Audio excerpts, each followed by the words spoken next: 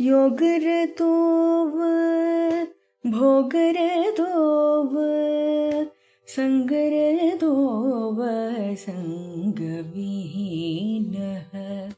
योगरतो वा भोगरतो वा संगरतो वा संगविहीनः यस्य ब्रह्मणि रमते चेतो नन्दते नन्दते नन्दतेव यस्य ब्रह्मणि रमते चेतो नन्दते नन्दते नन्दतेव भज गोविन्दं भज गोविन्दं गोविन्दं भज मूढमते। శ్రీ శ్రవణ ఛానల్కి శ్రోతలందరికీ కూడాను మరొకసారి స్వాగతం. భావని చాలా చక్కగా పాడి వినిపించారు మనకి ఈ శ్లోకాన్ని. అమ్మాయికి అనేక ఆశీస్సులు తెలియజేస్తూ దీని ప్రతిపద అర్థాన్ని మనం తెలుసుకుందాం. యోగరతః వా, యోగంలో లీనమై ఉన్నవాడైనా, భోగరతః భోగంలో మునిగిపోయిన వాడైనా, సంగరతః సంఘం స్నేహితులు కుటుంబాలు వాటితో పాటు మునిగిపోయిన వాడైనా, సంఘ విహీనుడైనా అంటే ఒంటరిగా ఉన్నవాడైనా, వా అన్ని చోట్ల వాడారు కదా, అది కాకపోతే ఇది, ఇది కాకపోతే అది, అలా అన్నట్టుగా చెప్పడం అనమాట. యస్య చిత్తం ఎవరి మనస్సు అయితే బ్రహ్మణి రమతే బ్రహ్మతత్వంలో ఆనందిస్తుందో, నందతి నందతి నందత్యేవ అన్నారు. అతడు నిజంగా ఆనందిస్తూ ఉంటాడు, పరమానందిస్తూ ఉంటాడు అని ప్రతిపదార్థం చెప్పవచ్చు. భావార్థం ఏమిటి ఇక్కడ మనకి తాత్పర్యం? యోగం చేస్తున్నాడా, భోగాలు అనుభవిస్తున్నాడా, సంఘంలో ఉన్నాడా, ఒంటరిగా ఉన్నాడా, ఇవేవి మనకి ముఖ్యం కాదు. అక్కడ ఎవరి మనస్సు బ్రహ్మలో ఆనందిస్తూ ఉంటుందో అతడే నిజమైన ఆనందాన్ని పొందుతున్నవాడు అంటూ ఇక్కడ చెప్పడం జరిగిందనమాట. ఈ శ్లోకాన్ని శంకరాచార్యుల వారి శిష్యులు శ్రీ ఆనందగిరి ఆచార్యుల వారు ఆత్మజ్ఞానంతో పరబ్రహ్మ స్వరూపాన్ని ఎరిగిన వ్యక్తికి ఎక్కడ ఉన్నా ఎలా ఉన్నా హృదయంలో సంపూర్ణంగా ఆనందమే నిండి ఉంటుంది అంటూ చెప్పారనమాట. యోగం అంటే ఇక్కడ సాధన, భోగం అంటే అనుభవం, సంఘం అంటే సంబంధాలు, ఏకాంతం అంటే విరక్తి, ఇవన్నీ బాహ్య మార్గాలు మాత్రమే. కానీ బ్రహ్మానందం ఇది అన్నిటికంటే అతీతమైంది. నాకింకేమీ కావాల్సింది లేదు అనే స్థితి అన్నమాట అది. ఆనందో బ్రహ్మేతి వ్యజనాత్ అంటారు. బ్రహ్మమే ఆనందస్వరూపుడు అని. బ్రహ్మలో లీనమైన మనస్సు ఇంకెక్కడున్నా ఆనందమే అనుభవిస్తుంది. సంతోష పరమోలాభ సత్సంగ పరమోగతి అంటారు సుభాషితాల్లో. సంతోషమే గొప్ప సంపద, మంచి సంఘమే దానికి గొప్ప మార్గం అంటారు. కానీ శంకరులు సత్సంగం కంటే బ్రహ్మసంగం గొప్పది అంటూ ఇక్కడ చెప్పారనమాట. అది మనం గుర్తించాలి. మనస్సుని జయించినవాడు జితాత్మనః ప్రశాంతస్య పరమాత్మ సమాహిత అంటారు గీతలో. అంటే మనస్సును జయించిన వాడికి ఇక సుఖదుఖాలేమిటి, గౌరవ ఉపమానాలంటే అన్నీ సమానమే. బ్రహ్మణి రమతే చిత్తం అని అక్కడ దీనికే అర్థం అన్నమాట. ఈ రకంగా మనం చెప్పుకుంటూ పోతే మనకి చక్కటి ఉదాహరణ ఎప్పుడు కనబడేది జనకుడి కథే. విదేహరాజైన జనక మహారాజు అపార సంపద, రాజభోగాలు, రాజసభ, సేవకులు అన్నీ ఉన్నాయి. కానీ అతను ఎప్పుడూ ప్రశాంతంగా ఉండేవాడు. ఎందుకు? ఓసారి ఓ ఋషి ఇదే అడిగాడు, ఇంత భోగంలో ఉండి కూడా మీరు ఎలా శాంతిగా ఉన్నారు అంటూ. జనకుడు నవ్వి ఓ మాట అన్నట్ట, భోగం నా చుట్టూ ఉంది, నా లోపల కాదు అన్నారు. ఓ రోజు రాజభవనానికి నిప్పు పెట్టారన్న వార్త వస్తుందన్నమాట. గందరగోళం అందరి మధ్యలో. కానీ జనకుడు చాలా ప్రశాంతంగా కూర్చున్నారు. అందరూ ఆశ్చర్యపోయారట. జనకుడు అప్పుడు అన్నట్ట, ఈ రాజ్యం నాది కాదు, నేను దానిలో లేను, నేను బ్రహ్మలో ఉన్నాను అన్నట్ట ఆయన. ఇంతటి వైరాగ్యం రావాలి అంటే ఆ పరమాత్మతో రమిస్తే గాని ఆ వైరాగ్యం రాదు అన్నది ఇక్కడ ఆయన జీవితం అంత చక్కటి అర్థాన్నిస్తుంది. భోగరత జనకుడు భోగాల్లో ఉన్నాడు. యోగరత అతడు జ్ఞానయోగి కూడాను.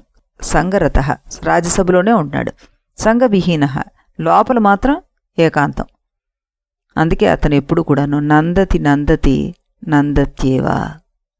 మన సమస్య ఏమిటంటే మనం ఆనందాన్ని పరిస్థితుల్లో వెతుక్కుంటాం అన్నమాట.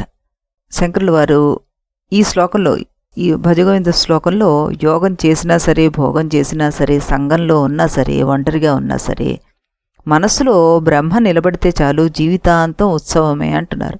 ఆనందం అది సాధించేది కాదు, గుర్తించవలసిన విషయం.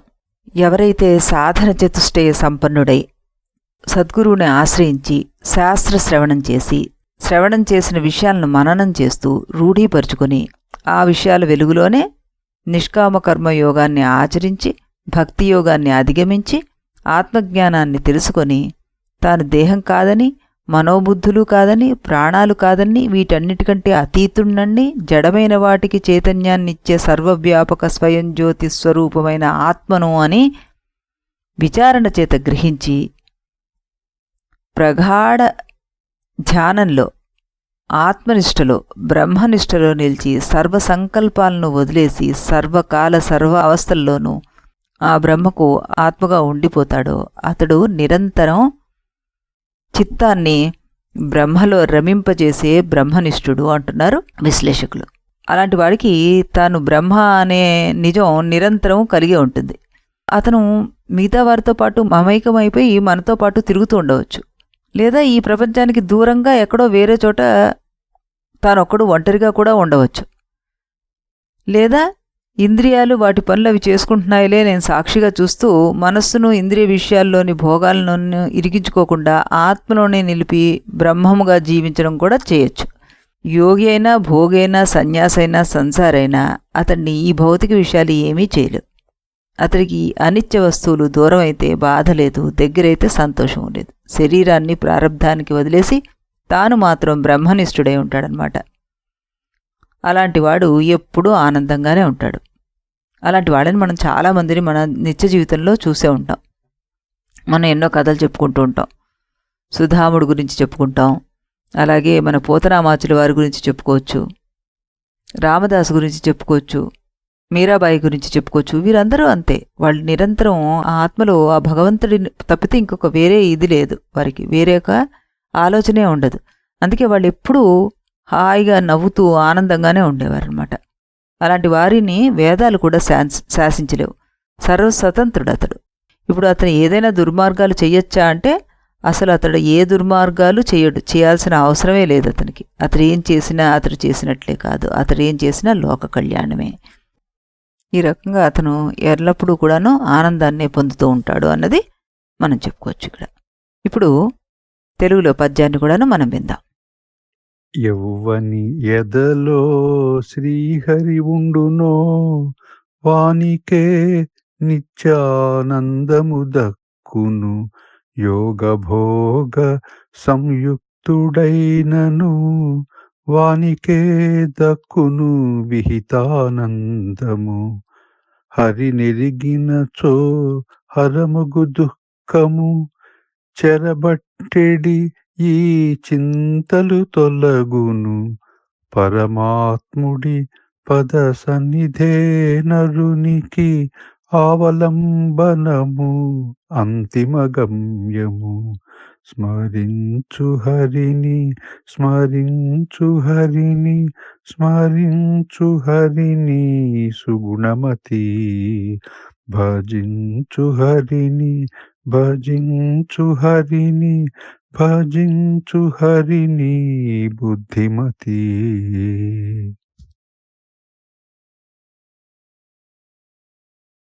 కవి భావాన్ని చాలా చక్కగా పాడి వినిపించారు మనకి రామకృష్ణ గారు. మనం ముందుగా చెప్పుకున్నట్టుగానే మనం ఇక్కడ పరబ్రహ్మ స్వరూపాన్ని ఎరిగిన వ్యక్తికి ఈ మామూలు సాంసారిక సుఖం వల్ల ఎప్పటికీ కూడాను ఆనందం లభించదు అన్నది స్పష్టం చేస్తున్నారన్నమాట. వస్తువులతోటి వచ్చే ఆనందం, విషయవాంఛలతోటి వచ్చే ఆనందం అసంపూర్ణము, అనిత్యము అని చెప్తున్నారు. కానీ పరతత్వ జ్ఞానం వల్ల లభించిన ఆనందం పరిపూర్ణము, నిత్యము. అలాంటి ఆనందం పొందే వ్యక్తి యోగయుక్తుడుగా ఉన్నా, భోగయుక్తుడుగా ఉన్నా, లేక సంసార బంధంలో కూరుకొని ఉండినా ఆనందం పొందుతూనే ఉంటాడు. తామరాకు మీద నీటిలాగా తాను ఎక్కడ ఉన్నా వాడికి మనస్సు ముడిపెట్టుకోవడం అనేది ఉండదన్నమాట. దేంతోనూ తన కర్తవ్యాన్ని తాను నిర్వర్తిస్తూ మనస్సును భగవంతుని పైన లగ్నం చేసి ఆ తన్మయత్వంలోనే పరమానంద భరితుడైపోయి ఉంటాడు. విధివశాత్తు తాను కొన్ని భౌతిక సంపదల మధ్య ఉన్నా వాటితో ఏ విధమైన సంబంధం పెట్టుకోకుండా నిర్లిప్తంగా వాటి మధ్య జీవిస్తూ మనస్సుని దైవం నందే ఉంచి సంపూర్ణ ఆనందంతో ఎప్పుడూ హాయిగా ఉంటాడు అతను. అది ఇక్కడ కవి భావన అన్నమాట. చాలా చక్కటి వివరణ, చాలా చక్కటి శ్లోకం విన్నాం మనం ఈరోజు. మళ్ళీ మనం రేపు ఇదే సమయానికి ఇదే ఛానల్లో మరొక శ్లోకంతో కలుద్దాం. అంతవరకు సెలవు.